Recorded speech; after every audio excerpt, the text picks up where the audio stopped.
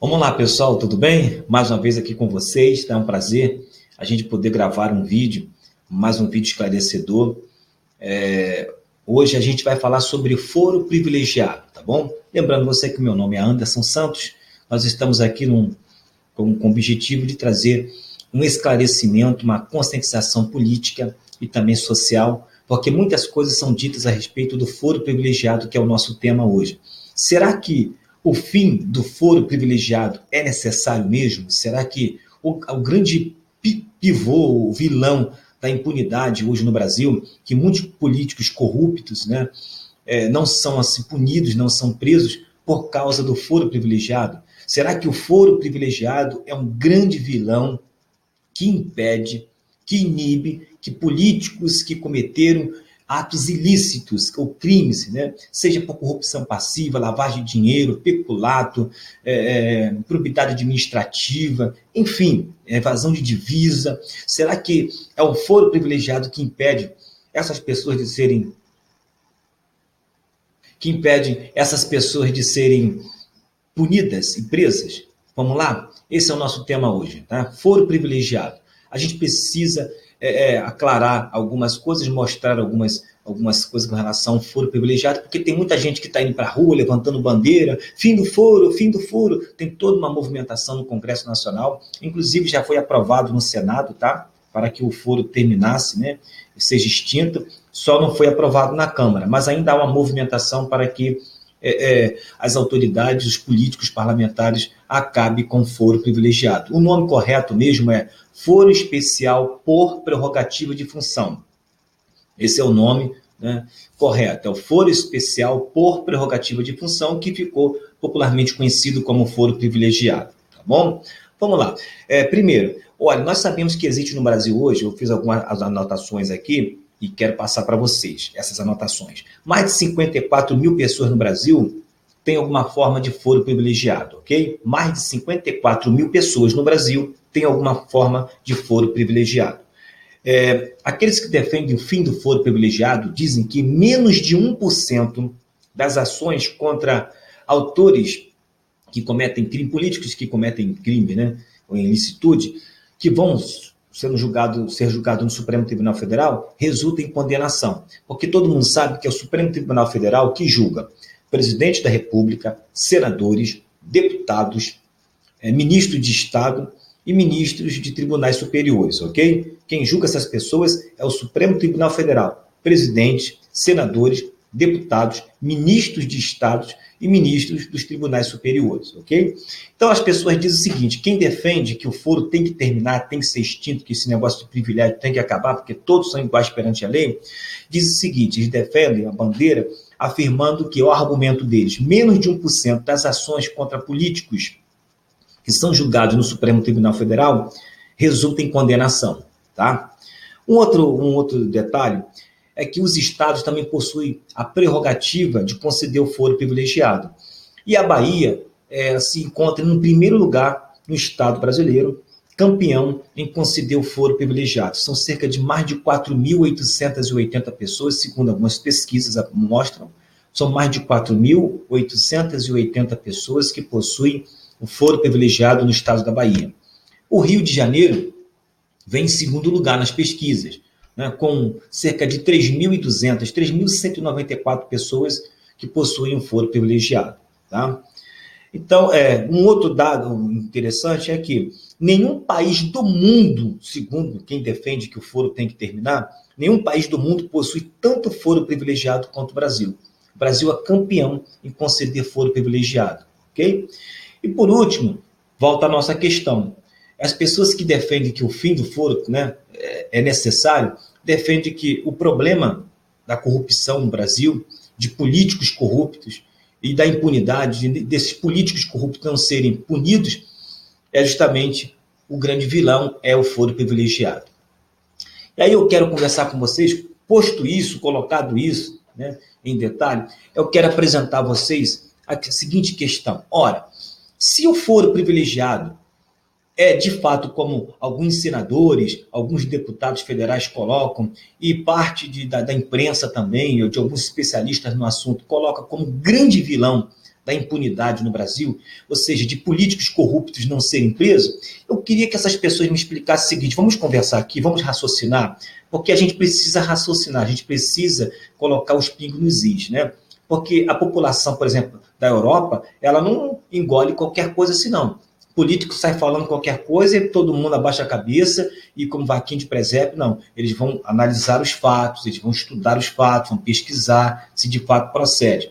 Quando você vai, por exemplo, para os Estados Unidos, a população americana também é a mesma coisa, até porque é uma população que possui um certo grau de instrução e está interessada em todas as áreas que envolvem a sua vida. Lá os políticos não saem falando qualquer coisa e eles vão engolindo e fazendo, agindo assim, não. Pelo contrário, vão avaliar os fatos. Só no Brasil que muitas vezes os políticos acham que o nosso povo gosta muito de futebol, né? Futebol, carnaval, de uma cerveja bem gelada, essas coisas todas, acha que eles podem embrulhar qualquer tema, qualquer assunto, jogar para a sociedade e botar o povo na rua com bandeirinha gritando fora foro, fim do foro, fim do foro. Acha que o povo é bobo. Então, por isso que eu decidi gravar esse programa para vocês, esse vídeo, na realidade, para vocês, né? Para poder esclarecer, será que a questão é um foro mesmo privilegiado? Será que ele é o grande vilão da impunidade? Então, eu vou te fazer a pergunta, anota aí, número 1. Se o problema da impunidade no Brasil é, de fato, o foro privilegiado, explica para mim, por que no caso do ex-governador de Minas Gerais, que era um tucano do PSDB, foi um caso que ficou conhecido na mídia, ficou conhecido no Brasil, todo mundo acompanhou esse caso, né? Que na época, quando ele abdicou do cargo, né, renunciou ao cargo, ele era deputado federal, porque ele foi governador de Minas Gerais em 95, mas não conseguiu a reeleição. Mais para frente, vida que segue, que eu não vou falar toda a vida política dele, quando o processo dele chegou no Supremo Tribunal Federal, porque ele foi condenado, acusado, né, na ação 470, a CPI do Mensalão, né? Foi acusado, condenado por peculato e lavagem de dinheiro. E aí, em 2014, ele era deputado federal do PSDB, foi inclusive um dos casos, né, assim, que ficou conhecido porque era o primeiro nome de peso do PSDB a ser preso na ocasião. Então, ficou muito conhecido o caso do deputado federal Eduardo Azeredo. Todo mundo acompanhou isso, a mídia, a imprensa, ok? Não é nada que, nós estamos falando nada que você não conheça. O que acontece? Quando Eduardo Azeredo soube que o julgamento dele seria no Supremo Tribunal Federal, o que ele fez? Primeira coisa que ele fez, ele renunciou ao cargo. Ele renunciou. Ora, todo mundo sabe que ao você renunciar ao cargo, o que você perde? O foro privilegiado. Então você precisa explicar isso. Se o foro privilegiado dá essa grande cobertura, né, cria essa bolha de proteção de impunidade, por que o deputado federal na época, Eduardo Azeredo, ele renunciou ao cargo? Sabendo que ao renunciar ao cargo ele perderia o foro privilegiado. Isso que as pessoas não sabem, não param para pensar. Por quê? Porque se ele fosse julgado pelo Supremo Tribunal Federal, a ideia é o seguinte: se ele fosse condenado, ele não teria mais nenhuma instância para recorrer. Poderia entrar com habeas corpus, como tem feito aí em alguns casos do ex-presidente Lula, mas a quem vai recorrer acima do Supremo Tribunal Federal? É a última instância, ou eu estou falando alguma besteira aqui? É a Corte Maior. Então, o que ele fez? Olha a estratégia dele. Se o foro privilegiado é tudo isso que as pessoas estão falando, então você tem que explicar. Porque ele vai fazer justamente o oposto. Ele vai abrir mão do foro privilegiado, renuncia ao cargo em 2014, perde o foro privilegiado, ele sai do PSDB, se desfilia do PSDB, ele sai da vida política, para quê? Para cair na primeira instância, para ser julgado no tribunal de primeira instância. E aí, ter direito a vários recursos que todo mundo sabe, eu não vou entrar aqui no mérito da questão, porque senão vai ficar muito extenso esse vídeo. Aí ele vai ter direito de recurso na primeira instância, direito a recurso na segunda instância e assim sucessivamente. E isso, de fato, aconteceu, né? Os advogados dele protocolaram, no mínimo, 3 recursos. Foram 2 embargos de declaração e um embargo de infringente. E aí, preste bem atenção. Ele renuncia em 2014. E o caso dele só será julgado em 22 de maio de 2018. Ou seja, 4 anos depois. E detalhe, sem foro privilegiado. Como é que você explica isso? Porque se ele perde o foro privilegiado, todo mundo diz que é o foro, que é o grande vilão da impunidade no Brasil. Então tá, ele renuncia em 2014. Ele perde o foro em 2014. Ele se desfilia do PSDB em 2014. Ele sai da vida política em 2014. E só vai ser julgado em 2018? Por que ele não foi preso 3 meses depois? Por que ele não foi preso 6 meses depois? Ele não tinha um foro privilegiado mais? Por que ele ficou 1 ano para fazer e não foi preso? 1 ano e meio, não foi preso. 2 anos, não foi preso. 2 anos e meio, foi preso. 3 anos. E detalhe, diga-se de passagem, o crime quase prescreveu. A imprensa notificou, vários jornais, não vou citar nome aqui, mas vários jornais, várias revistas, vários órgãos de imprensa notificou isso. Ficou faltando, alguns órgãos diziam 3 meses. Algumas revistas apresentaram 4 meses. Enfim, 3 ou 4 meses. Por 3 meses, quase que prescreveu a sentença dele. Sem foro privilegiado. Não estava mais na vida política. E aí, ele é julgado pela primeira instância, julgamento de primeira instância. Vou resumir aqui o fato, né? Os advogados entram com o primeiro recurso, depois com o segundo recurso, vai para a segunda instância, foram 2 recursos na segunda instância, até em que, no dia 22 de maio de 2018, o Tribunal de Justiça de Minas Gerais, na segunda instância, né, rejeita os recursos de embargos declaratórios. E aí ele é condenado a 20 anos de cadeia e 1 mês. E precisa se apresentar no dia seguinte, no dia 23 de maio, ele se apresenta à polícia. Ou seja, 4 anos depois, sem foro privilegiado. Você precisa explicar isso. As pessoas que defendem que o foro privilegiado é o grande vilão da impunidade, da corrupção no Brasil e de políticos não serem presos, precisam explicar por que, nesse caso, o ex-deputado federal do PSDB, o Tucano, ele só foi preso 4 anos depois e a sentença, o crime quase prescreveu. É a primeira pergunta que eu faço e o que você tem que responder. Ele não tinha foro privilegiado mais. Aí você diz assim, tudo bem, passou esse tempo todinho, 4 anos e tal, mas aí ele se apresenta à polícia no dia 23 de maio de 2018 e vai cumprir pena num presídio comum, né? Não foi isso? Não. Ele vai cumprir a pena num presídio comum? Não, senhor. Sabe para onde que ele vai? Ele não vai para o presídio comum como outras pessoas vão. Ele vai para o Batalhão Militar do Corpo de Bombeiros de Minas Gerais. Sem foro privilegiado. Vai anotando aí. Você precisa responder isso. Segundo, você está pensando que ele fica Primeiro que ele não vai para a prisão comum. Ele vai para o Batalhão Militar do Corpo de Bombeiro. Segundo, ele não vai para um quartinho de 1 por 1, de 2 por 1, não. Ele vai ser colocado na sala do Estado-Maior do Corpo de Bombeiro. Uma sala com 27 metros quadrados. Sem foro privilegiado. Explica isso para mim. Gente, isso aí eu não estou inventando nada. Isso aí está nos jornais, foi noticiado, a imprensa noticiou. Você tem que pesquisar. Ele não vai para um presídio comum. Ele vai para o Batalhão Militar do Corpo de Bombeiro. Ele não vai para um quartinho de 1 por 1, 2 por 1, 3 por 1. Ele vai para uma sala do Estado-Maior do Corpo de Bombeiro de Minas Gerais. Uma sala com 27 metros quadrados. Terceiro, os advogados vão pedir, olha só, os advogados vão pedir que ele tenha o direito de receber uma refeição completamente diferenciada. Vão alegar questões de saúde e tal. Não vou entrar no mérito da questão, porque a questão não é essa, tá? Não estou aqui para poder julgar a decisão, né, da justiça. A questão aqui é foro privilegiado. Se a questão é mesmo foro. Esse é o propósito aqui do nosso trabalho, do vídeo, ok? Da nossa conversa. Para que ele receba uma refeição diferenciada por questões de saúde. Então, os familiares dele vão levar 4 refeições por dia.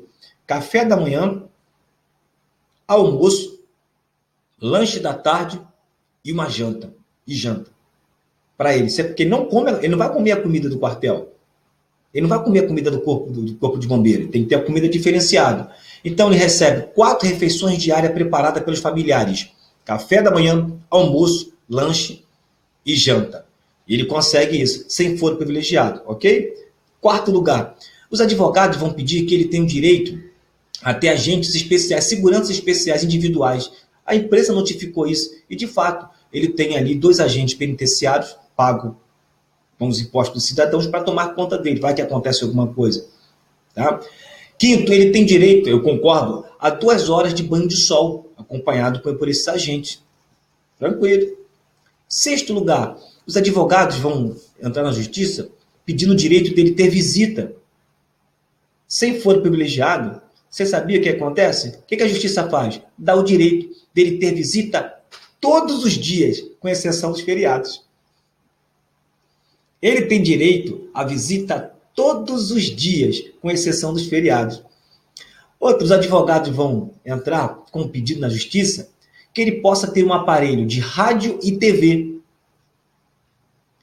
A justiça faz o quê? Chuta, vê se você consegue acertar ou adivinhar. Ele vai receber o direito de ter aparelho de rádio e TV. Os advogados vão entrar na justiça com um pedido para que ele não use roupa de presidiário. Não pode usar roupa de presidiário. E aí, o que você acha que a justiça fez? A justiça falou, não, de forma alguma, isso aí também já é demais, poxa. Ele tem que usar roupa de presidiário, ele está preso. O que você acha, sim ou não? A justiça concedeu o direito dele não usar roupa de presidiário. Em nono lugar, os advogados entraram com um pedido para que ele não usasse algema. A justiça concedeu o direito dele não usar algema. Tá dando para você entender? Ele não vai para um presídio comum, ele vai para o batalhão militar do Corpo de Bombeiro, ele não fica numa cela comum, ele fica numa sala do Estado-Maior do Corpo de Bombeiros, com 27 metros quadrados. Inclusive, os comandantes do quartel fez vários pedidos para retirar ele de lá, porque não queria, até por uma questão também de salariais na época que os militares pediram e não concederam, enfim, né, porque ele era governador. A corporação estava se sentindo muito incomodada com aquela situação. Ele tem direito a ter 4 refeições diárias, café, almoço, lanche da tarde e janta pelos familiares. Ele tem direito a tomar banho de sol acompanhado por agentes especiais. Ele tem direito de não usar roupa de presidiário e não usar algema. E ter visita todos os dias, com exceção dos feriados. Aí você pensa, acabou? Não. Os advogados também entraram com vários recursos, habeas corpus, no Superior Tribunal de Justiça. Alguns foram negados, enfim. Mas existe um que foi dado entrada no Supremo Tribunal Federal. Em janeiro, os advogados dele entraram com um pedido de habeas corpus no Supremo Tribunal Federal. E sabe quem vai julgar isto? Ninguém mais, ninguém menos do que o relator será o ministro Gilmar Mendes. Ministro Gilmar Mendes. Diga-se de passagem, o ministro Gilmar Mendes já declarou, quem acompanha sabe claramente, ninguém está inventando nada aqui, ele declarou isso pessoalmente, né, nas palavras dele, que ele é contrário à prisão em segunda instância. O ministro Gilmar Mendes é contrário à prisão em segunda instância. E detalhe, só para lembrando que a segunda turma do Supremo Tribunal Federal, concedeu a liberdade a José Dirceu, mesmo sendo condenado em segunda instância. A segunda turma da Corte Maior concedeu liberdade a José Dirceu, mesmo sendo condenado em segunda instância. Eu te pergunto, o que o foro privilegiado tem a ver com isso? Cadê o foro privilegiado? Me explica aí. Como que um homem que renuncia ao cargo, pede o foro privilegiado em 2014, se desfilia do partido, sai da vida política e ainda tem todas essas regalias sem o foro privilegiado, e você continua dizendo que o problema da impunidade no Brasil é o foro privilegiado? Aqui é a primeira pergunta, tá bom? Para você refletir, faça análise. Segundo, se você acha mesmo que o grande vilão, que o grande problema da impunidade no Brasil é o foro privilegiado, como é que você explica o caso, por exemplo, do ex-presidente Michel Temer? Por favor, todo mundo acompanhou isso, né? O ex-presidente Michel Temer, ele foi condenado, se tornou réu na operação Descontaminação, condenado por crime de corrupção no esquema que, segundo o Ministério Público Federal do Estado do Rio de Janeiro, repetindo, segundo o Ministério Público Federal do Rio de Janeiro, esse esquema desviou cerca de 1 bilhão e 800 milhões. Então, ele se tornou réu nessa operação realizada pelo Ministério Público Federal, que descobriu que nesse esquema, que envolvia lá contratos para obras da usina nuclear em Angra 3, esse esquema em que ele estava envolvido desviou 1 bilhão e 800 milhões de reais. E aí você diz, poxa, tá vendo só? Mas ele tinha um foro privilegiado, ele não foi preso, né? Porque a situação dele foi levada para a Câmara Federal e o processo foi arquivado. Isso que você precisa entender. Primeiro, por que ele não foi processado na época? Porque precisava que a Câmara permitisse que o Supremo Tribunal Federal, a Câmara autorizasse o processo ao Supremo Tribunal Federal, para aí sim o Supremo Tribunal Federal entrar em ação. Mas a Câmara arquivou o processo de Michel Temer. Mas mesmo assim, você vai dizer, tudo bem, mas depois ele perdeu o foro privilegiado quando deixou de ser presidente, ok? Sim. E aí foi preso? Foi. De fato foi preso. Então pronto, tá vendo aí? Tá provado que o que atrapalha é o foro privilegiado, não o senhor. Preste atenção, acompanha comigo. Ele foi preso no dia 21 de março de 2019 e ficou no terceiro andar, todo mundo acompanhou isso no jornal, que ele ficou no terceiro andar da Superintendência da Polícia Federal no estado do Rio de Janeiro. Certo ou errado? Ele foi preso no dia 21 de março de 2019 e ficou preso no terceiro andar da Superintendência da Polícia Federal do estado do Rio de Janeiro, no dia 21 de março, correto? Toda a imprensa notificou isso. Se você não sabe disso, você não está vivendo nesse planeta. Mas aí é o seguinte, ele está preso até hoje, não foi? Não. No dia 25 de março de 2019, às 18 horas e 40 minutos, ele foi solto. Ou seja, ele só ficou preso 4 noites na Superintendência da Polícia Federal do estado do Rio de Janeiro, no terceiro andar.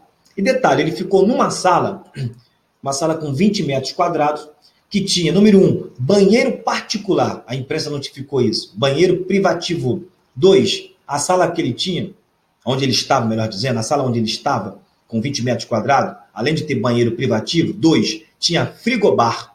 Ó. 3, ar-condicionado. 4, pedido de instalação de TV. Então ele fica de 21 de março preso, mas sai dia 25 de março, às 18 horas e 40 minutos, às 20 horas e 7 minutos, a imprensa notificou, né? Ele pega um avião no aeroporto de Santos Dumont e chega em São Paulo às 21 horas e 15 minutos, ou seja, um pouco mais, 1 hora e alguns minutos, 1 hora e 8 minutos. Ele já está em São Paulo em prisão domiciliar. O alvará de soltura foi assinado pelo desembargador Antônio Ivan Atier, do TRF da 2ª Região.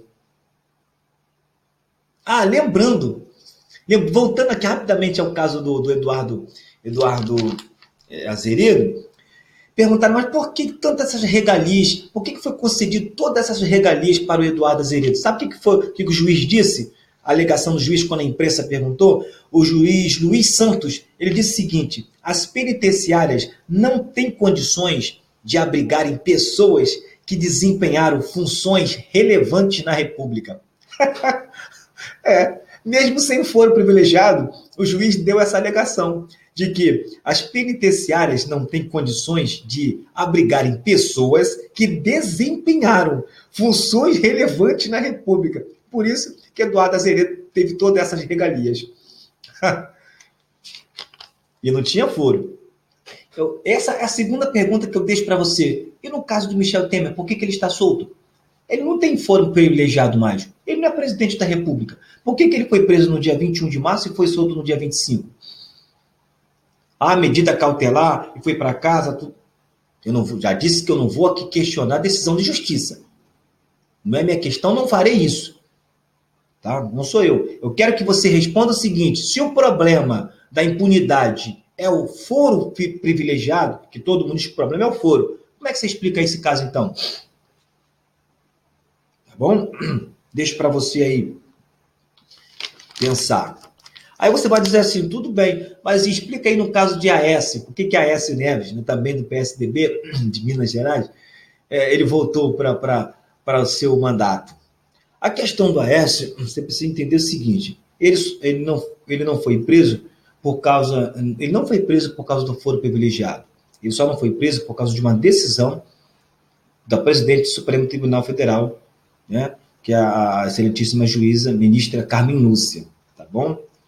Mas ele ainda está sendo julgado no Supremo Tribunal Federal e apenas o ministro Marco Aurélio Melo determinou que Aécio retornasse ao mandato. Apenas o ministro Marco Aurélio determinou que ele retornasse ao mandato. Tá? Mas ele ainda não foi absolvido totalmente. Tá? O processo dele ainda continua no Supremo Tribunal Federal. A questão é que houve na época um racha entre o próprio Tribunal Federal, Superior Tribunal Federal, na questão da decisão. Todo mundo acompanhou isso também na imprensa, né? Porque os ministros Edson Fachin, Luiz Roberto Barroso, Rosa Weber e Luiz Fux, entendeu? E junto com a ministra Carmen Lúcia, entendeu? Era a favor do afastamento dele e que ele cumprisse prisão domiciliar com medida cautelar. Esses eram a favor que ele se afastasse do mandato. A ministra Carmen Lúcia, repetindo o ministro Edson Fachin, o ministro Luiz Roberto Barroso, a ministra Rosa Weber e o ministro Luiz Fux eram a favor que ele se afastasse do cargo e cumprisse prisão domiciliar com medidas cautelares, que todo mundo sabe, o nome já diz cautelar, né? Com cautela, ou seja, passaporte retido, só pode sair do país com autorização judicial, não pode mudar de endereço, etc, etc. Não pode se comunicar ou ligar ou conversar com investigados de outros processos, enfim, tá bom? Com medidas cautelares, tá bom? Só que uma outra parte dos ministros do Supremo Tribunal Federal era a favor que ele retornasse para as atividades, e não aceitava isso. Por exemplo, são os ministros Gilmar Mendes, Marco Aurélio e Alexandre de Moraes, entendeu? Eram a favor que ele retornasse ao cargo, entre outras questões, tá bom? Enfim, e aí o que acontece? O caso foi levado para ser votado no Senado. Quem ia decidir seria o Senado. Perceba que não tem nada a ver com foro privilegiado. Não confunda foro privilegiado, né, com questões, entre aspas, de políticas, que alguns vão chamar assim, entre aspas, de manobras políticas, decisões políticas. Não confunda foro privilegiado com decisões ou manobras políticas. O nome que você quiser dar aí, tá bom? E aí o caso dele foi levado para o Senado votar. E o presidente do Senado, senador Davi Alcolumbre, votou contra a cassação de Aécio. Todo mundo acompanhou isso. O presidente do Senado, Davi Alcolumbre, votou contra a cassação do mandato de Aécio. Juntamente com ele, mais 43 pessoas. Ao todo foram 44 votos a favor contra a cassação do mandato, ou seja, que não fosse cassado o mandato dele, contra apenas 26 que queriam que o mandato fosse cassado. Então, a maioria ganhou. Inclusive, o próprio presidente do Senado era a favor que ele continuasse no cargo, continuasse no mandato. Apenas 26 queriam que ele se afastasse. Voto vencido, ele continuou. Ou seja, o Supremo Tribunal Federal, você entendeu? Colocou a decisão no colo do Senado. O Senado é que decidiu se o mandato dele seria cassado ou não. E o presidente do Senado, juntamente com 43 outros senadores, votaram contra a cassação dele. Ou seja, que ele permanecesse no cargo do mandato. Deu para entender? Isso não tem nada a ver com foro privilegiado. E mais, nessa ocasião também, o presidente do Senado votou um aumento de 16% no salário dos ministros do Supremo Tribunal Federal. Era um pedido que já estava no Congresso, me parece desde 2015, 2016, e nessa ocasião, o presidente do Senado, o senador Davi Alcolumbre, votou a favor do aumento, que os ministros tivessem um aumento de 16%, ou seja, o salário dos ministros, que era de R$ 33.700, passariam para R$ 39.200, ou seja, um aumento de R$ 5.500. Inclusive do Procurador-Geral da República, também ia atingir também alcançar o Procurador-Geral da República. E foram 41 votos a favor contra 16. Ou seja, 41 senadores votaram a favor de que os ministros do Supremo Tribunal Federal tivessem um aumento de 16%, ou seja, de R$ 5.500, passando de R$ 33.700 para R$ 39.200. Porém, tinha uma questão. precisava que o presidente, naquela época, o presidente daquela época, que estava no poder naquela época, sancionasse, aprovasse. E quem era o presidente que estava na época? Quem era o presidente que sancionou o aumento do Supremo Tribunal Federal e de procuradores da República? Chuta, vê se você consegue adivinhar. Vou te dar um tempinho. Acertou, seu abestado, isso mesmo. O ex-presidente Michel Temer. O ex-presidente Michel Temer sancionou, votou a favor do aumento dos ministros do Supremo Tribunal Federal e também do Procurador-Geral da República. Ok? 41 votos a favor e 16 contra. Tá dando para você entender o jogo político? Tem que entender o jogo político. Isso não é jogo de damas, é jogo de xadrez. Onde cada peça no tabuleiro é movimentado com muita precisão, com muito cuidado. Olhando não só o aqui e agora, mas lá na frente. Então não misture alho com bugalho. Alho não é bugalho, nem vice-versa. Focinho de porco não é tomada. Ok? Terceira pergunta que eu deixo para vocês. E aí, pra gente, isso é só introdução, tá? A gente não tá, isso é só introdução. Se de fato o foro privilegiado tem que acabar porque ele é o grande vilão, ele é o responsável pela impunidade no Brasil de políticos não serem condenados e tal, porque menos de 1%, não sei o que, tal. Me diz uma coisa, como que o deputado federal do PP, que todo mundo acompanhou esse caso, saiu no Jornal Nacional, na Record, na Band, na Rede TV, saiu tudo quanto é lugar, né? No SBT. O deputado federal Nelson Meurer foi condenado na Operação Lava Jato, tendo foro privilegiado a 13 anos e 9 meses de cadeia. É o primeiro, inclusive, olha só, diga-se de passagem, é o primeiro caso de um parlamentar, de um político, sendo condenado com o foro privilegiado.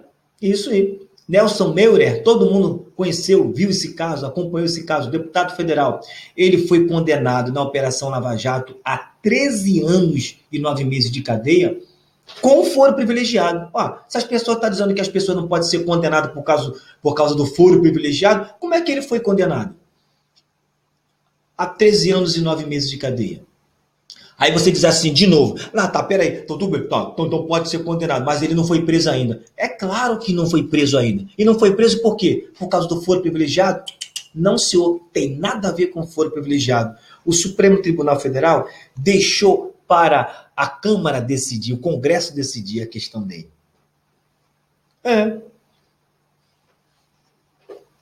E detalhe, eu anotei aqui, 13 anos e 9 meses em regime fechado. Em regime fechado. Tá? Só que o Supremo Tribunal Federal deixou para a Câmara de Deputados decidir se ele perde ou não o mandato. Deu para entender? O Supremo está dizendo só, foi condenado, tá? Está condenado a 13 anos e 9 meses pela Operação Lava Jato. Mas tem foro privilegiado. Com foro privilegiado, foi condenado a si mesmo a 13 anos e 9 meses. Só que é o seguinte, quem vai decidir se ele perde ou não o mandato vai ser a Câmara de Deputados. É a Câmara que vai votar se ele perde ou não. Se o Supremo Tribunal Federal tem autorização para poder julgar o processo dele ou se o processo vai ser arquivado. E mesmo depois que ele perdeu o mandato, mesmo que ele tenha perdido o mandato, preste bem atenção, como que o foro privilegiado, você tem que entender o esquema, você tem que entender como que funciona as peças no tabuleiro. Mesmo que ele perca o mandato, ainda assim ele tem direito a 2 embargos. Quais embargos? Embargo de declaração. Se ele perdeu o mandato, o que acontece? Ele vai ser julgado não pelo Supremo Tribunal Federal, ele vai ser julgado por em primeira instância, um tribunal de primeira instância. Primeira instância pode recorrer a um tribunal de segunda instância porque ele tem direito a 2 embargos de declaração. Aí só depois desses embargos serem aceitos ou negados, deferidos ou indeferidos, rejeitado ou não, aí sim que a sentença vai começar a ser cumprida, que a prisão dele começa a ser cumprida. Só depois que esses embargos foram rejeitados ou não, aí a gente vai ver. Então, querido, Tá aqui para você, eu dei 3 exemplos mostrando para você que não tem nada a ver esse negócio de foro privilegiado. A questão é muito mais complexa, tem muito mais coisa envolvida nesse jogo aí, tá? Que você precisa estudar, você precisa analisar, você precisa entender. Então você diz assim, mas vem cá, então para que serve o foro privilegiado? Porque eu te mostrei que o Eduardo Azeredo, ele faz justamente o oposto. Ele abre mão do foro privilegiado para recorrer aos recursos. Entendeu? Aí você diz, então para que serve isso?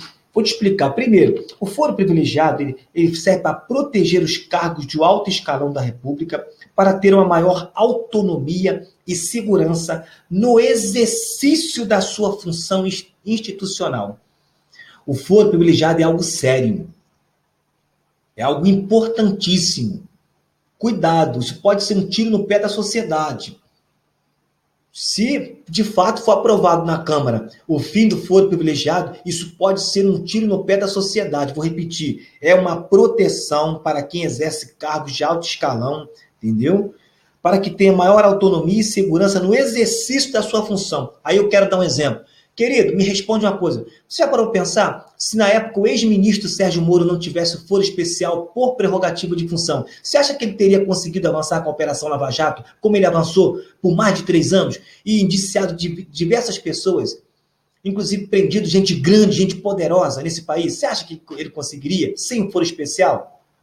É para isso que serve o foro especial, para garantir a segurança no exercício da função. Eu acredito que não.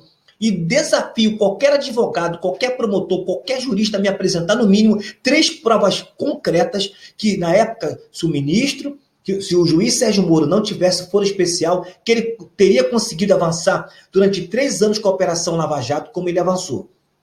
Porque ele, com foro especial, nós vimos toda uma manobra do pessoal da esquerda querendo prender o juiz Sérgio Moro, que hoje é ministro da Justiça. E nós vimos também no Congresso, na Câmara, 121 assinaturas de deputados querendo investigar a investigação, ou seja, querendo investigar a Lava Jato. Se você tem memória curta, aí não é problema nosso.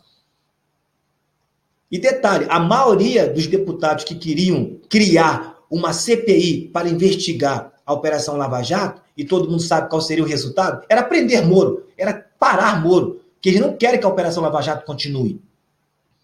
Das 121 assinaturas, de 121 deputados, se não me falha a memória, 54 a 56 eram do PT. Então, o foro privilegiado é garantia do exercício da função. Porque se o juiz Sérgio Moro, a meu ver, se o juiz não tivesse o foro privilegiado, ele não teria conseguido avançar com a Operação Lava Jato como ele avançou. Agora, eu deixo qualquer advogado, qualquer jurista, qualquer promotor mostrar para mim, no mínimo, 3 exemplos concretos que ele conseguiria. Não, conseguiria número 1, por isso, por isso, por isso, por isso. Número 2, por isso, por isso, por isso, por isso. Número 3, por isso, duvido.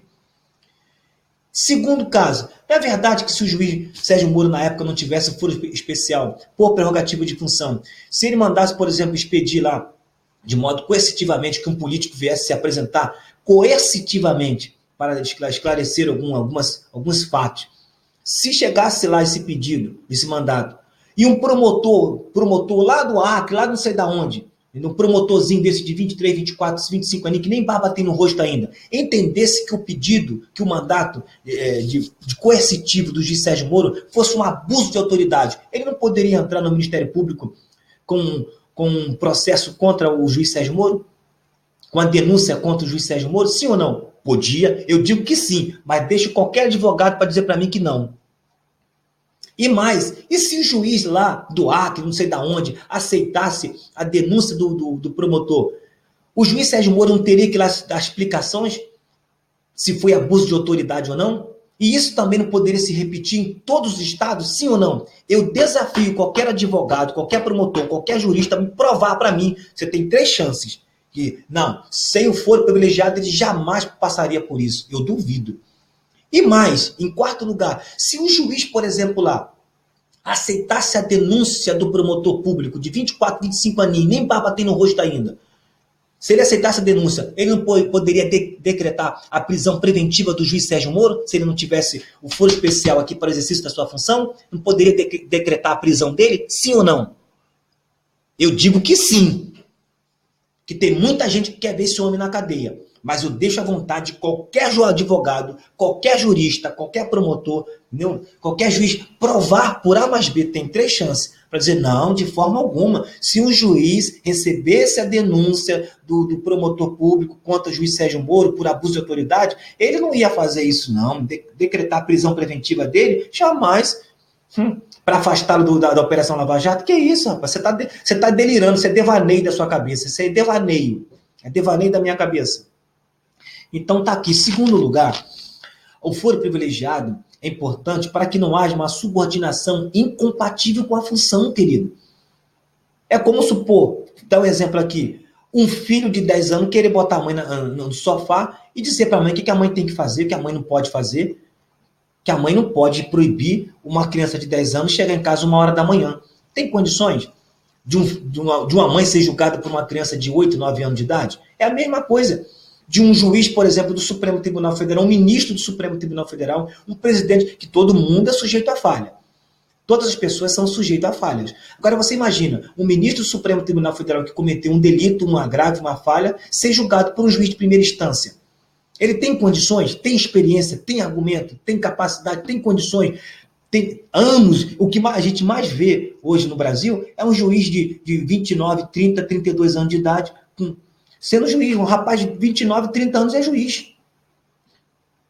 Eu te pergunto, 32 anos de idade, tem condições um juiz que só tem 4, 5 anos de experiência, de primeira instância, querer julgar um ministro do Supremo Tribunal Federal, que tem doutorado, pós-doutorado, fez pós-doutorado na Alemanha, na Inglaterra, que conhece o caminho das pedras, tem condições? Por exemplo, dá um exemplo aqui, sentaram o ministro Peluso, por exemplo, no banco dos réus, para ser julgado por um juiz de primeira instância, tem condições? Colocar, por exemplo, dar um exemplo, tá? Estou dando um exemplo aqui. O ex-ministro Joaquim Barbosa foi presidente do Supremo Tribunal Federal. Joaquim Barbosa, sentado no banco dos réus, suponhamos, um exemplo, tá? Para ser julgado por um juiz de primeira instância. Tem condições? Isso é insubordinação incompatível, não tem como. Ele não tem experiência para isso. Então, como que se resolve isso? Simples. É simples de resolver isso. Faz um tribunal específico para tratar de casos de políticos que se corromperam, que cometeram crimes e delitos, como pensam alguns juristas. Alguns juristas, essa ideia não é minha, não partiu de mim. Tem vários juristas no Brasil que entendem que pode ser resolvido simplesmente caso de políticos que cometeram crimes. Probidade administrativa, corrupção passiva, lavagem de dinheiro, peculato e evasão de divisa e outras coisas mais. Cria-se um tribunal específico com 21 juízes, separado em 7 turmas, juízes de carreira, juízes federais, de concurso, não indicado por A mais B político, não. Juiz de carreira, juiz federal, concursado, coloca lá para julgar esses casos específicos de político, de presidente, de senador, de deputado, de ministro. Ponto final. E dá aceleração ao processo, celeridade ao processo, transparência ao processo. Não tem nada a ver com foro privilegiado. Isso pode ser feito perfeitamente. Tanto é que eu mostrei para vocês que o deputado federal Nelson Meurer, foi condenado a 13 anos e 9 meses de cadeia pela Operação Lava Jato com foro privilegiado.